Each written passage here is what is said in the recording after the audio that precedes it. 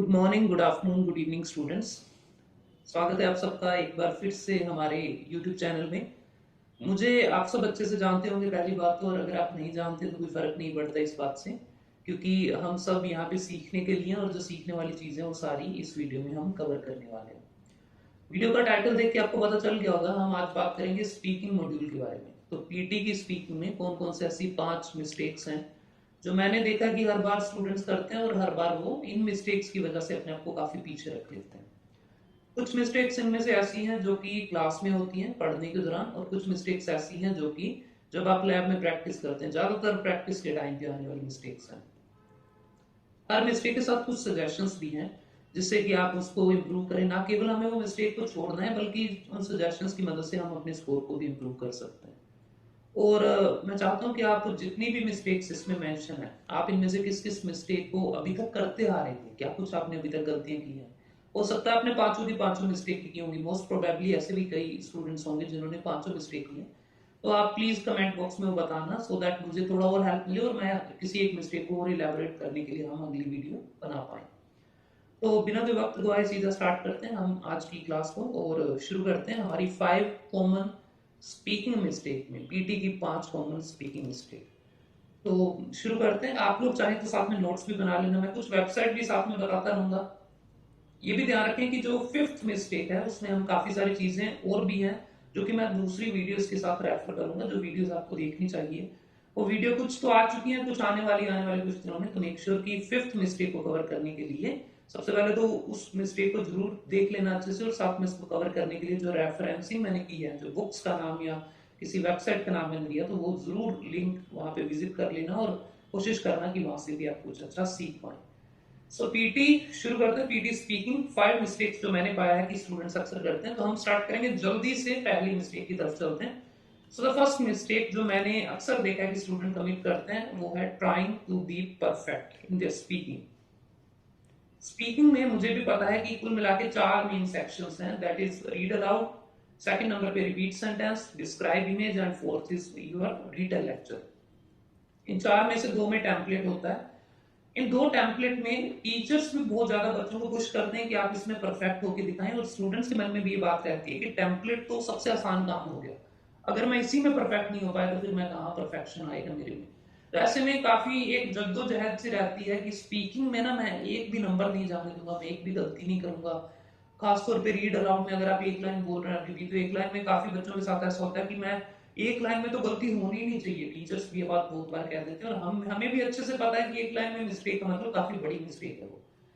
तो ऐसे में हमारे मन पर एक दबाव खुद हम जो अपने ऊपर बना लेते हैं, जो अपने एग्जाम में बहुत ज्यादा, जब भी आप टेस्ट करेंगे मैंने अक्सर देखा कि बच्चे अपने आप पर ये बना लेते हैं, अपने ऊपर एक प्रेशर बना लेते हैं कि मैं अगर एक मिस्टेक करूंगा ना तो पूरा खेल खत्म हो जाएगा, उसके बाद शायद मैं स्पीकिंग में स्कोर ही नहीं कर सकता, या फिर पता नहीं क्या दुनिया इधर उधर पलट जाएगी, पता नहीं क्या होगा।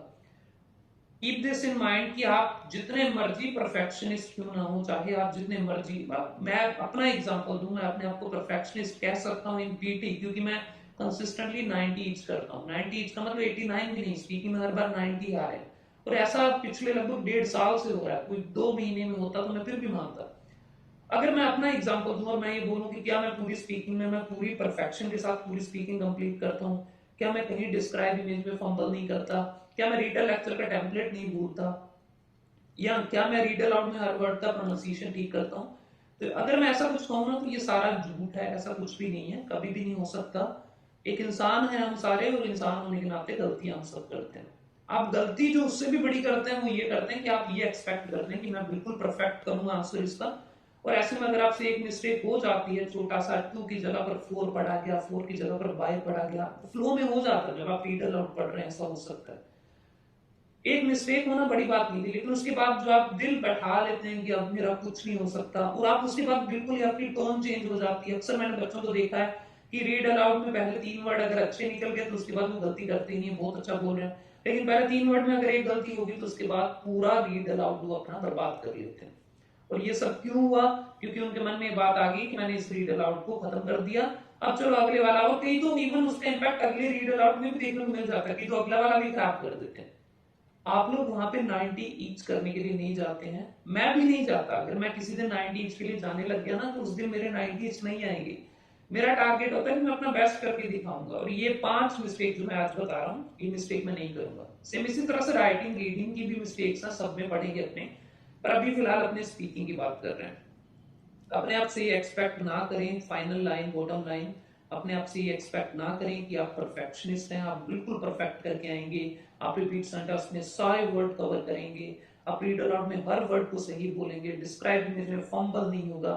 देखो 18 मिनट के आसपास स्पीकिंग चलती है, 18 मिनट में आप एक भी गलती नहीं करेंगे। अगर आपको ये लगता है तो मेरे ख्याल से सबसे बड़ी गलती है कि आपको ये लगता है, तो गलतियां एक्सेप्ट करें, गलती से कोई फर्क नहीं पड़ता। पीटी बड़ा दयालु पेपर है, मैं हमेशा क्लास में भी कहता हूँ कि पीटी में अगर आप पीयर्सन टेस्ट ऑफ इंग्लिश में अगर आप 3 4 5 मिस्टेक कर रहे हैं, ओवरऑल आपका पेपर अच्छा गया, लेकिन 3 4 मिस्टेक हो गई हैं तो इससे कोई फर्क नहीं पड़ता, आप बहुत अच्छा स्कोर करेंगे। अपना दिल ना वहां पे गिराया करें, दिल को ऐसा ना गिरा करें कि अब कुछ नहीं हो सकता, खत्म हो गया। काम रहें और फोकस करें अगले वर्ड्स के ऊपर। अगर आपसे एक गलती हुई तो उसका मतलब ये है कि अभी भी हमारे पास 4 5 गलतियां और बाकी है, मैं 4 5 गलतियां और भी पूरी स्पीक में कर सकता हूँ। और ये मेरे वर्ड्स आप नोट कर लें, 5 6 गलतियां अगर आपसे हुई हैं तो कोई फर्क नहीं पड़ता। प्रोनाउंसिएशन की मिस्टेक्स हैं, फ्लुएंसी की मिस्टेक्स हैं, बाकी सब ठीक था ना, तो 5 6 मिस्टेक वही देखता। So this is first mistake. Second mistake की तरफ चलते हैं। Mistake number 2 is note grinding. अब ये नोट ग्राइंडिंग का मतलब क्या होता है? मेरा ख्याल है कि पीटी में ज्यादातर क्लासरूम में ज्यादातर स्टूडेंट जो तैयारी करते हैं उनका एक ही पैटर्न होता है कि क्लास में एक टीचर उनको सिखाएगा कि इसको ऐसे बोलना है, इसको ऐसे बोलना है इन स्पीकिंग, है ना। स्पेसिफिकली अगर बात करें कि रीड अलाउड में ऐसे बोलना है, डिस्क्राइब इमेज में ये टेम्पलेट यूज करना है, रीड लेक्चर में ऐसे टेम्पलेट यूज करना है, यहाँ पे कंटेंट, और बच्चे उसको सीख लेते हैं। आपने टीचर ने आपकी तरफ, इट्स जस्ट लाइक टीचर ने आपकी तरफ काफी सारा पानी फेंका और आपने एक बाल्टी में पानी को कैच कर लिया, और आप उसको लेके और फिर पूरा 2 महीने या जितनी भी आपने तैयारी की, आपने प्रैक्टिस की, और आप अपना पेपर दे के आ गए। सो नोट ग्राइंडिंग का मतलब ये होता है कि आप उस चीज को इम्प्रूव करने की तैयारी कोशिश नहीं कर रहे हैं। आपने जैसा डिस्क्राइब इमेज का टेम्पलेट पहले 2 दिन में आपने तैयार कर लिया, मतलब देखो पहली बात तो होता ही है ना, 2 दिन में आपने जैसा हो गया है, 3 दिन में, चलो मान लो 5 दिन में, एक दिन ऐसा आ जाता है कि हाँ मुझे अब टेम्पलेट याद हो गया। उसके बाद से लेकर और पेपर देने से पहले बीच में शायद 1 मंथ का गैप होगा, और इस 1 मंथ में आप वैसा ही डिस्क्राइब इमेज का टेम्पलेट बोल रहे हैं जैसा आपने पहले 5 दिन में डिजाइन कर लिया था, प्लान कर लिया था। सो ग्राइंडिंग का मतलब होता है अपने आप को और ज्यादा उसमें जैसे तपती हुई भट्टी में झोंकना कि मैं और क्या अच्छा कर सकता हूँ, मैं और क्या बेहतर कर सकता हूँ, ये करना। सो ग्राइंडिंग करने के लिए मैं कुछ आपको जैसे टेक्निक बताता हूँ कि आप क्या कर सकते हैं। आप डिस्क्राइब इमेज का टेम्पलेट आपको याद है, आप ये चेक करें कि आपके जो टीचर है, जैसे मान लो मैं हूं, तो मैं अपने स्टूडेंट्स को हमेशा रेकमेंड करता हूं कि मैं यूट्यूब पे ऑलरेडी मैंने काफी वीडियोस अपलोड किए हैं जिनमें मैंने फुल लेंथ टेस्ट अपना किया है। उस टेस्ट में मैंने अपना डिस्क्राइब इमेज भी बोला, मैंने रीडर लेक्चर भी बोला। आप ये चेक करें कि पिछले 1.5 2 साल पहले जो मैंने एक टेस्ट किया था, और इसी साल अभी कुछ समय पहले भी मैंने एक टेस्ट किया था, तो आप देखेंगे कि मेरा डिस्क्राइब इमेज अभी भी बिल्कुल सेम है। वो सेम क्यों है? क्योंकि वो सेम डिस्क्राइब इमेज से कंसिस्टेंटली मुझे 90 इंच मिल रहा है, तो मुझे उसको चेंज करने की नीड नहीं है। बट आप लोगों के साथ ऐसा नहीं है। आप क्यों नहीं ऐसा करते कि आप अपने टीचर को बोलें कि आप हमें बताओ कि कैसे बोलना है, आप टीचर को रिकॉर्ड करो, उसको सुनो, जहां पे टीचर्स रुकते हैं वहां पे रुकने की ट्राई करो, जहां पे वो तेज चलते हैं वहां पे स्पीड बढ़ाओ, जहां पे वो एक एक वर्ड पे फोकस करते नजर आ रहे हैं वहां पे आप भी फोकस करके स्ट्रेस करके चलो। हम अपना एक टेम्पलेट बना के बैठे हैं, हमारे टीचर सर का एक अलग टेम्पलेट, वो भी वही बोलते हैं लेकिन तरीका अलग है, और हमारा तरीका बिल्कुल अलग है, और हमें इस बात से कोई फर्क नहीं पड़ता। तो ये this is what I am talking about in this second mistake. Note grinding means कि आप अपने आप को इंप्रूव करने के लिए जोर नहीं लगा रहे। इन स्पीकिंग ऐसा होता है, रीडिंग में आप जोर लगाते हैं, मैं नहीं कहूंगा रीडिंग में ये नोट ग्राइंडिंग मिस्टेक नहीं है, लिसनिंग में भी नहीं है, पर स्पीकिंग में पता नहीं क्यों एक प्लेटिव आ जाता है जिसके बाद बच्चे ना ऊपर पढ़ना बंद कर देते हैं। तो वो कभी भी ना आए। मेक श्योर कि आप इस चीज को हमेशा ध्यान में रखें, अपने टीचर से पूछें कि मैं क्यों क्या और अच्छा कर सकता हूँ। सो नोट ग्राइंडिंग, हमेशा ग्राइंड करते रहें, बेहतर करने की ट्राई करें, नई चीजें सीखते रहें। Number 3, avoid experimenting. ये मेरे ख्याल से थोड़ा सा ड्यूबियस है, डाउटफुल है, कई टीचर्स इससे एग्री करेंगे या कई नहीं करेंगे, लेकिन मुझे लगता है कि हर स्टूडेंट को, जब आप एक भाषा सीख रहे हैं, you are learning a new language, तो अगर आप एक्सपेरिमेंट नहीं कर रहे हैं ना, तो आपने पूरी प्रोसेस को ही मिट्टी कर दिया, पूरी प्रोसेस में अभी तक इन्वॉल्व ही नहीं हुए हैं।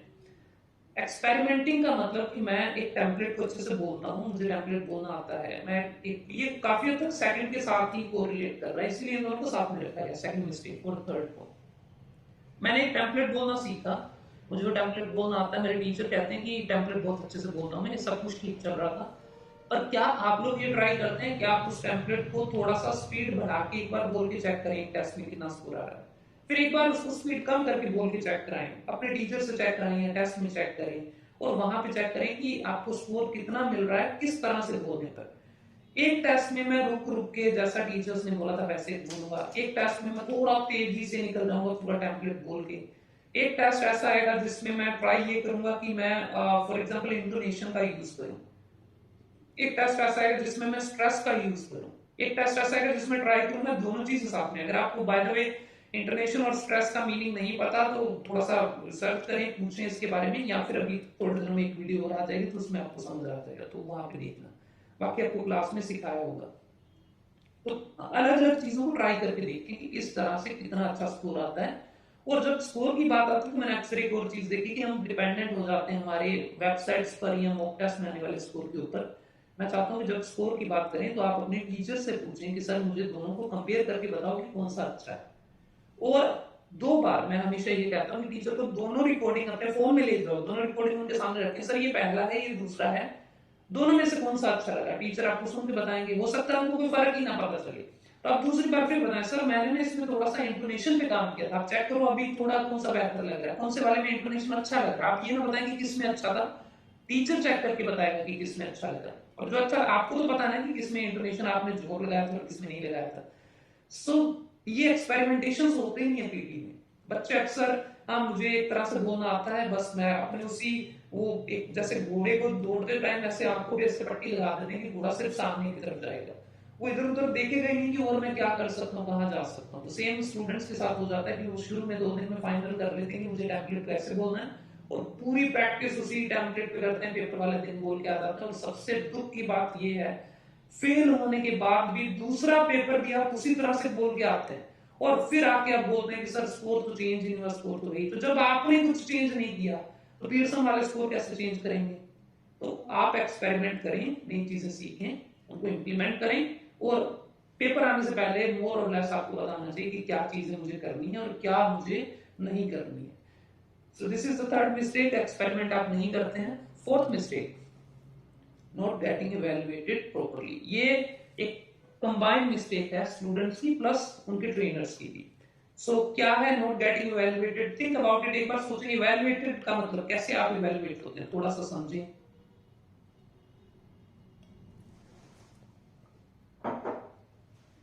सो मे बी जो पहला एक इंस्टिंक्ट आता है वो ये आता है कि शायद हमारा स्कोर अच्छे से नहीं दिया जाता टेस्ट में। तो इवैल्यूएशन का मतलब ये नहीं होता है, इवैल्यूएशन का मतलब टेस्ट में स्कोर लेना ही नहीं है। इवैल्यूएशन का मतलब ये है कि आप अपने आप को 3 अलग अलग स्टेप्स हैं जिनमें आप अपने आप को चेक कर सकते हैं। पहला आपको करना है, सेकंड भी आपको करना है, थर्ड लेवल पे टीचर का इन्वॉल्वमेंट आता है। फर्स्ट इज कि मुझे सब कुछ आता है या नहीं आता, क्या मैं टेम्पलेट अच्छे से याद कर चुका हूँ, क्या मुझे रूल्स अगर रीडिंग में है तो रूल अच्छे से याद है, क्या मुझे डिस्क्राइब इमेज में बोलने के लिए कंटेंट कहाँ कहाँ पे ऐड करना वो सब आता है, क्या मुझे रीड अलाउड में 1 लाइन बोलने के 5 रूल हैं जो हम ऑक्सफोर्ड में सिखाते हैं, वो 5 रूल आते हैं, पता है या नहीं पता। सुनी सुनाई बात सुनी मैंने कि 1 लाइन बोली और मैंने 1 लाइन बोलना स्टार्ट कर दिया, तो आप अपना इवैल्यूएशन खुद अच्छे से नहीं कर पा रहे, आपने पहला स्टेप भी मिस कर दिया। सेकंड, पहला हो गया सेल्फ असेसमेंट, इसको मैं बोल रहा हूं। सेल्फ असेसमेंट मतलब खुद को चेक करो कि मैंने सब कुछ सीख लिया क्या, क्या मैं लायक हूं कि मैं टीचर के पास जाके असेसमेंट करवा पाऊं। सेकंड, आप अपनी प्रोनाउंसिएशन के ऊपर थोड़ा फोकस करें, फ्लुएंसी के ऊपर फोकस करें। प्रोनाउंसिएशन एंड फ्लुएंसी को चेक करने के एक बड़ा अच्छा टूल आपको मैं दे देता हूं, ऐसे चेक करना थोड़ा मुश्किल है। आप क्या करें, गूगल पे जाएं और वहां पे सर्च करें डिक्टेशन .io। ये मैं हमेशा बहुत लंबे टाइम से सॉफ्टवेयर यूज करते आ रहे हैं, गूगल ने इसको डेवलप किया था। ये एक ऐसा सॉफ्टवेयर है जिसमें आप अपनी आवाज को जो भी आप बोलेंगे अपने माइक में वो सामने आपके लिखा हुआ आएगा, और आप इस सॉफ्टवेयर को ओपन करें, इसमें स्टार्ट या लॉन्च डिक्टेशन का बटन आएगा, अभी चेक कर लेना, मिल जाएगा आसानी, कोई मुश्किल तो है नहीं है ना, रॉकेट साइंस नहीं है, सिंपल है। इस सॉफ्टवेयर पे जाएं और अपने पूरे टेम्पलेट को खुद बोल के रिकॉर्ड करके आंखें बंद करके बोलना, पढ़ना, उसको मत देखना कि सामने क्या लिखा है। आंखें बंद करके सारा टेम्पलेट बोला या रीड अलाउड है तो उसको देख के बोलते रहे, हमें नहीं चेक करना स्क्रीन पे क्या लिखा हुआ है, वो काफी कुछ उल्टा पुल्टा लिखते हैं फिर उसको ठीक करते हैं। फाइनली जब आपने खत्म कर दिया तो स्टॉप पे बटन क्लिक करके और फिर चेक करें कि जो आपने बोला था उसको कितने अच्छे से इन्होंने ट्रैक किया है। आप ये कंपेयर करें कि हमने जो टेम्पलेट मैंने बोला था और जो सामने लिखा हुआ है, इन दोनों में कितने परसेंट सिमिलैरिटीज हैं, कितने परसेंट कोरिलेट हो रहा है, और कितने वर्ड ऐसे हैं जो कि मैं अक्सर गलत बोलता हूँ। बिलीव मी, ये टेम्पलेट या ये जो मेथड है, इस मेथड ने मुझे मेरी काफी सारी मिस्टेक्स के बारे में बताया था कि मैं जैसे मैं पर्सनली मैं बात करूं तो मैं ईडी साउंड को उतने अच्छे से प्रोनाउंस नहीं करता था। मेरे ईडी साउंड अक्सर रिकॉर्ड ही नहीं होता था। इन फर्स्ट फ्यू अटेम्प्ट जो मैंने पेपर दिए थे पियर्सन के, उसमें ईडी साउंड में दिक्कत आती थी। लेकिन एक बार मैंने यहाँ पे चेक किया और मैंने देखा कि जैसे प्रेजेंटेड है तो मैं प्रेजेंटेड ना बोल के प्रेजेंटेड ऐसे बोलता था कि वो ईडी सुनता ही नहीं था। लेकिन इस सॉफ्टवेयर ने मुझे बताया कि मैं ईडी हर बार मेरा गलत हो रहा है, तो मैंने अगली बार से थोड़ा सा फोकस किया उसके ऊपर। मैंने थोड़ा यूट्यूब देखा, थोड़ा सीखा, कुछ एक्सपेरिमेंट्स किए और उसके बाद मुझे पता चला कि अब ठीक है। तो मैंने उसके बाद इस पे दोबारा टेस्ट किया। जब वो ठीक हुआ, टेस्ट हुआ, उसके बाद मुझे पता चला कि अब मैं लायक हूं पेपर देने के, तो मैं पार कर गया। So this is the second level of assessment. First level आप खुद को चेक करें कि आप रेडी हैं सेकंड लेवल के लिए, क्या आप असेसमेंट अपनी सेल्फ असेसमेंट में कामयाब है। लेवल 2 आप ऐसे सॉफ्टवेयर का यूज करके प्रोनाउंसिएशन, फ्लुएंसी वगैरह को चेक करें कि आप बोल पा रहे हैं टेम्पलेट सारा या नहीं बोल पा रहे हैं, और अच्छे से बोल पा रहे हैं, हर एक शब्द रिकॉर्ड हो रहा है या नहीं हो रहा है। लेवल 3 अब टीचर से पूछें कि मैं स्पीड मेरी ठीक है या नहीं है, कंटेंट में और ज्यादा कर सकता हूं या नहीं कर सकता। तो this is the third level. हम सीधा थर्ड लेवल पे चले जाते हैं और फर्स्ट और सेकंड लेवल हमने किए ही नहीं होता। तो इसमें काफी बार अक्सर दिक्कतें आ जाती हैं। सो फिलहाल एक बार मूविंग फर्दर आगे चलते हैं और सबसे लास्ट में 5वीं मिस्टेक की तरफ चलते हैं। मिस्टेक नंबर 5 सेज कि हम अक्सर बच्चे जो हैं वो अंडर एस्टिमेट करते हैं पावर को। किसकी पावर को अंडर एस्टिमेट करते हैं? 3 चीजें मैंने लिखी हैं आपके सामने, intonation, stress and third is pose. Intonation, stress और पोज मेरे ख्याल से ऐसी दीवार एक बना देते हैं जिसके एक तरफ 6.5 7 वाले बच्चे बैठे हैं और एक तरफ 8.5 8 8.5 वाले। मतलब अगर आपका स्कोर 7 या उससे कम आया है तो दैट मीन्स आपको ये नहीं आता था।